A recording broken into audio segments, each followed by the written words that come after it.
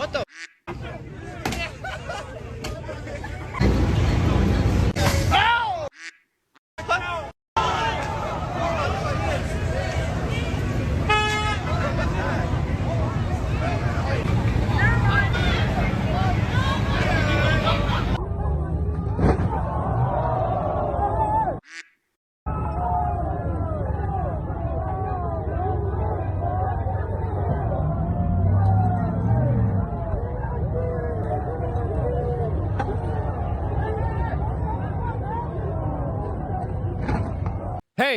Hey now, that car is white and probably was accused of being racist, so according to CNN, that was totally okay. Welcome back, beautiful and amazing human beings. My name's Luke Rudowski here of WeAreChange.org, and there is some wild, crazy news to get into today, especially when it comes to domestic and foreign developments, specifically also when it comes to the war in Ukraine that is escalating in very grave proportions when domestically the situation looks just as bad, as of course there's a lot of turbulence, infighting, and decay in our political system that is unraveling and highlighting a major situation for the 2024 presidential election that isn't painting the best of pictures for this country. We're going to be talking about that, plus a lot more, all here on this independent media outlet. If you like the shirt that I'm wearing, you can get it on thebestpoliticalshirts.com. And the clip that we played in the beginning of this broadcast comes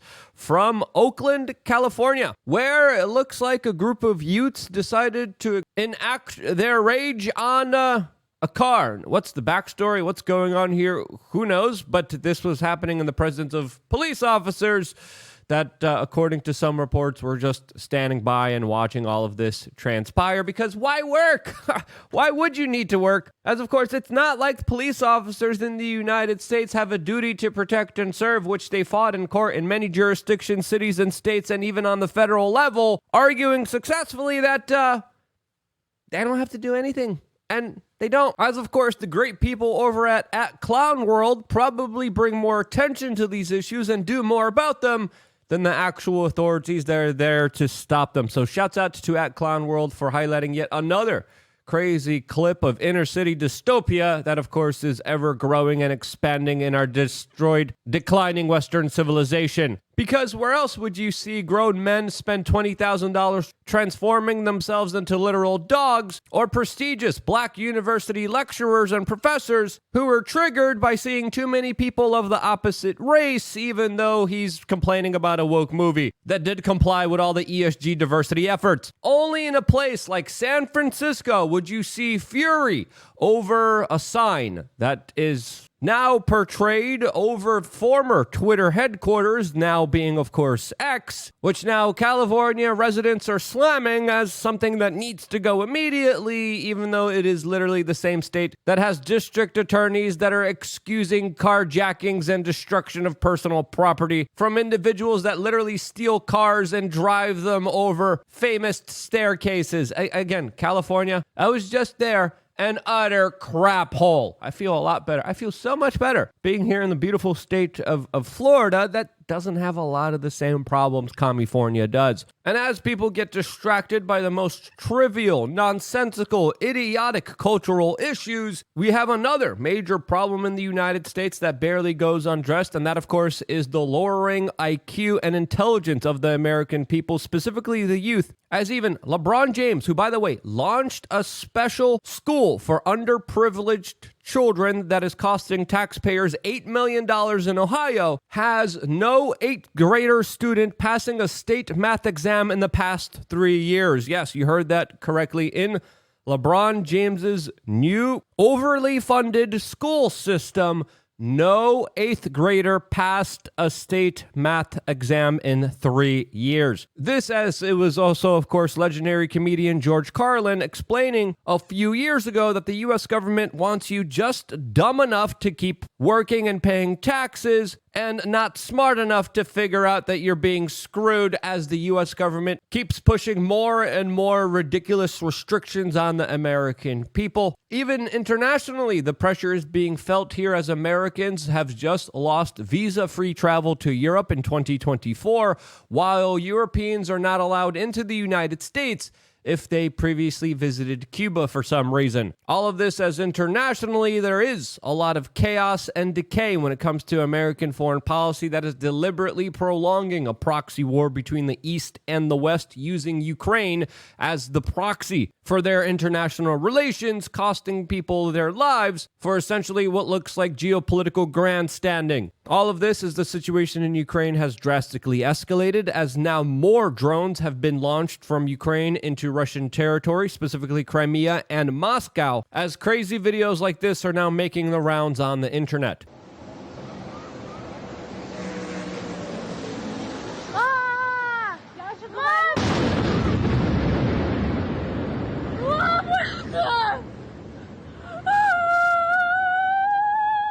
This as a major civilian business district was the attack of Ukrainian drones inside of very populated Russian areas. All of this as Russian government officials keep warning about a nuclear retaliation, which of course they keep threatening on the Ukrainian people, which of course would dramatically escalate the entire situation, as Putin just reiterated that he is not rejecting peace talks and still wants to go forward with some kind of deal and negotiation here, even though the Ukrainians, specifically Volodymyr Zelensky, has previously promised that this would never happen for as long as, quote, Vladimir Putin is still the president of Russia. This, as it looks like there might be a deal for peace here, as of course Saudi Arabia is offering peace negotiations and deals. Will that happen here? Well, only time will tell, but I am not holding my breath, as of course many CNN analysts told you that this conflict would be over in weeks.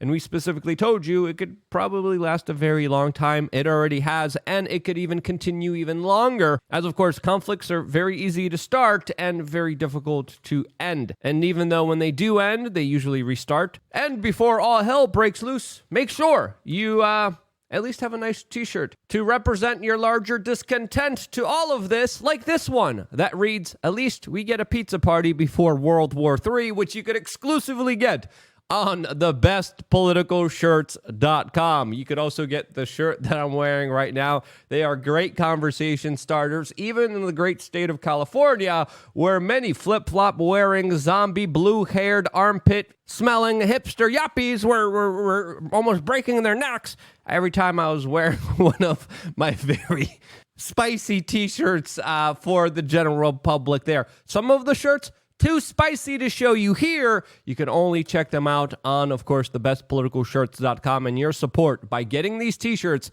not only help your local Karen and Billy find out what's going on in the world, but also, more importantly, show people that they are not alone when it comes to the larger discontent. Also, this broadcast is brought to you by TakeTheChillPill.com, our own line of supplements that we have just launched and are really incredible, really awesome. I talked to some individuals that already gave me some testimonies talking about the difference that they felt after taking this just for a few days. And it's incredible to be a part of a movement and to support things and to launch products that we believe in, that worked for us, that could help you in so many different ways. So also check out TakeTheChillPill.com, as of course we're going to continue on with our broadcast, as of course a lot of people do need to take the chill pill after, of course, learning about American political discourse that is up in heaval, as, of course, even ex-Attorney General Bill Barr, a man connected to the intelligence agencies, and, of course, Mr. Epstein, just came out and said that he will, quote, jump off of a bridge if Donald Trump wins the GOP nomination in 2024, which he looks like he is set to do, as of course he has been the most popular candidate so far, outperforming almost everyone else in the Republican political division. This, as Bill Barr also previously worked for Donald Trump, and for him to say this now shows you the people that Donald Trump decided to surround himself with. As of course Trump is leading in the polls, as the current governor of Florida is actually continuing to perform worse and worse. All of this is happening as Donald Trump is spending a lot of his campaign money that he is raising on legal fees, as of course it is estimated that he has already spent $40 million of PAC donations on lawyers fighting the many cases that are being brought against him as he is being indicted many times and facing federal charges in Florida, in New York, with potential even more egregious charges coming from Washington, D.C. and in Georgia. And it looks like the federal government and the DOJ are not done there, as of course it now looks like the very corrupted and biased Department of Justice is trying to arrest Devon Archer. Now, who is Devon Archer? Well, he is the man who provided testimony against Hunter Biden and a man who is expected to testify against him and his business dealings in Congress. Now, why is the DOJ trying to arrest him before this testimony is a question that, of course, a lot of people should be asking themselves, as many people are expecting his testimony in Congress to be absolutely a bombshell. And for the federal government to go after him right before then shows what looks like a clear menacing and intimidation attack by the current administration that, of course, has been politically prosecuting their political opponents in many instances. Now, will this testimony still go on? Will it be altered? Will it be stopped because of the clear threats and intimidation of what's happening here against this individual who's going to be testifying against the Bidens? Well, I think it's fair to say that there definitely is some finagling happening here when it comes to protecting the Bidens and their clear international business dealings with countries like Ukraine, China, and even Russia. Business dealings that probably had played a major impact on American foreign policy, which, as we know, is available for purchase by many politicians who, of course, sold this country out previously beforehand. Again, Devon Archer is the former business partner of Hunter Biden, and this development is a pretty big deal and highlights the clear interference in justice that's happening here, as the DOJ sent a letter to him seeking his arrest just hours before he was going to publicly speak out against the Biden family. Now, what will happen from here will be very interesting and something that we will be following very closely. As, of course, it's fair to say that the actions from the DOJ here are not a coincidence, as even many U.S. representatives are saying that this is the first time the DOJ is actually doing something on a Saturday, which they typically don't do, according to some political experts. As I think it's fair to say here that what we're seeing here is a violation of the law, obstruction of justice, and intimidation efforts by an out-of-control, corrupted government that is trying to prevent people from speaking out against it. This, as even some Democrats are coming out and saying that it's very clear that Hunter Biden broke the law in many instances and, quote, should be prosecuted. He has not. He had a plea deal that was extremely unfair, just ripped apart by a judge. Is this part of a larger deal meant to pressure Joe Biden not to run for the presidency? I think so, but that's my own personal speculations, as this administration is embracing the scandal-plagued son and standing behind him. Now, what will happen in this politically uncertain 2024 political election, as of course there's pressure legally on the Bidens.